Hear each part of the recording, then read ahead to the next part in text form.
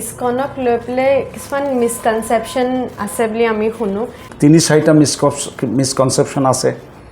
যেনেকা মই কেতিয়াবা শুনো ইস্কনটো ফৰেন অৰ্গেনাইজেশ্যন, কাৰণ আমাৰ ইয়াত বহুত বাহিৰৰ ভক্ত আছে। একজেক্টলি সেইটো।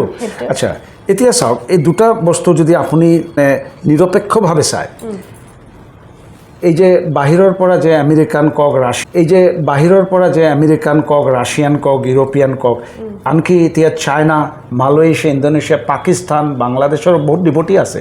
তেওঁলোকে কি লৈ আছে আমাৰ পৰা? তেওঁলোকে হৰিনাম লৈ আছে, তেওঁলোকে গীতা ভাগৱত লৈছে, আমাৰ বেদিক কালচাৰটো লৈছে। তো এইটো ভাল হৈছে নে বেয়া হৈছে? ভাল হৈছে। যিটো ইণ্ডিয়ান কালচাৰ সেইটো সিহঁতে গ্ৰহণ কৰি আছে। গতিকে এইটো আমাৰ কাৰণে একচুৱেলি এইটো এটা গৌৰৱৰ কথা। মই আপোনাক অলৰেডি ক'লোঁ যে ইস্কন সংস্থাটো স্থাপনা কোনে কৰিছে? আমাৰ এজন ইণ্ডিয়ান সন্ন্যাসী শ্ৰীল প্ৰভুপাদে কৰি। তো how can it be a foreign সংস্থা? এতিয়া চাওক, ৰাছিয়া ইউক্ৰেইন কিমান দিনৰ পৰা যুদ্ধ চলি আছে, হা, আমেৰিকা, ইৰাণ, ইজৰাইল, চব এইফালে আফগানিস্তান, পাকিস্তান।